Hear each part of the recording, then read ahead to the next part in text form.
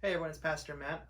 Pull up the sermon discussion guide on a side window or print it off like I have here, and we'll go through it for Sunday, January 12th. It's the second message that Jason's doing in a sermon series called Best Year Ever. The whole thing is like, look, we're going into an election year. Um, and besides, we have a lot of people in our life who think differently than us. And so sometimes arguments and disagreements and a lot of negative emotions can come through that. How do we navigate through that complexity and sometimes mess and still embody the teachings of Jesus and live for Him and embody God's heart through it all? So that's the gist of this whole thing. In this particular sermon, Sunday, January 12th, we learn how to seek unity during times of contention. And so, you're going through a lot of contention, a lot of stuff, but here's how you find unity. The big theme, kind of summarize it all, show love, right? Okay, but how do we do that? All right, so let's go into it. Share your story. The first two questions there kind of open up thoughts of disagreement and arguments and have people kind of identify that, kind of get warmed up. Think about those things a little bit to intro and preface the meat. To hear God's story, those three questions taken from the 3 points that Jason did in his sermon. The first one there, I give a little background. We're looking at 2 different passages in 1 Corinthians, all about love. I note that this call and definition embodies God's heart, right? But the question there is, why would He want us to model it with each other like He models it to us? And so we say, oh yeah, God loves us. We're supposed to love each other. Okay, now let's go to the why. Why would He?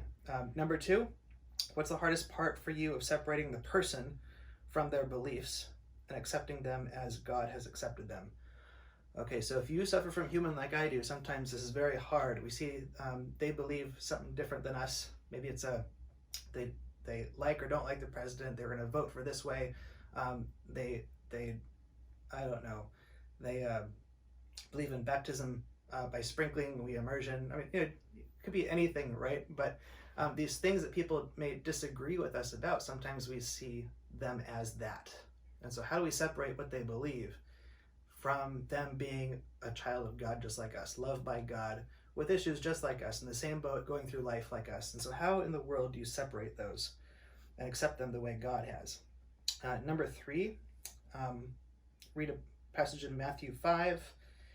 And then what's Jesus saying here about how our experience in the church should impact our life outside of the church? And then why in the world is this important?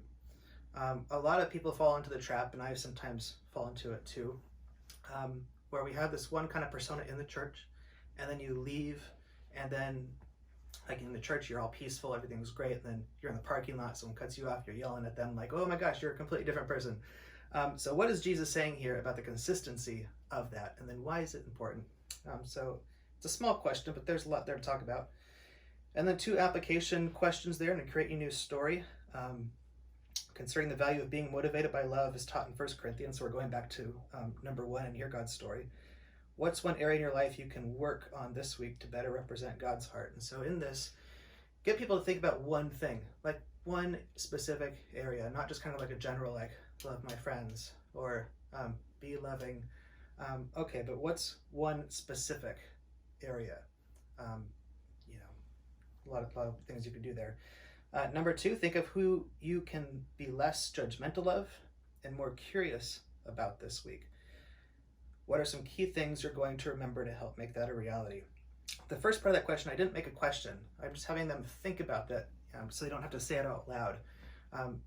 One person could be thinking, oh yeah, it's this person in my group right next to me. They don't want to say that out loud. So the real question is, what are some key things you're going to remember to help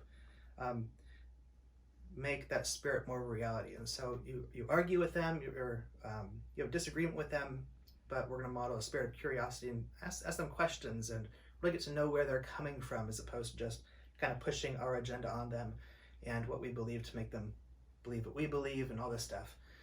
But see them as God sees them, and really be curious about where they're coming from, and see them as equal human beings.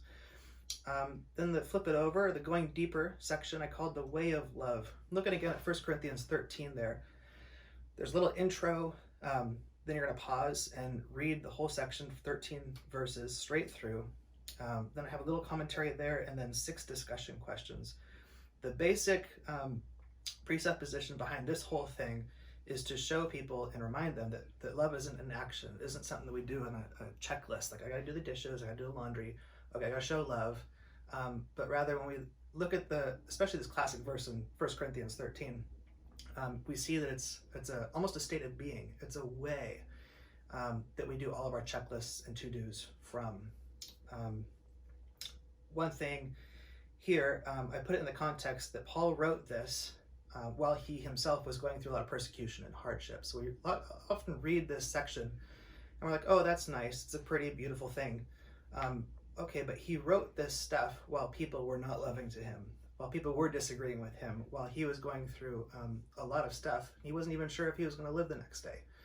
And he was still saying this. And so that kind of reframes whatever we're going through, this kind of call that he's doing. These 6 questions that I wrote were very strategic when I wrote them. A lot of them are getting your people to call out the one thing they need to change, or one thing that they need to keep at the forefront, one thing that gets in the way, things like that.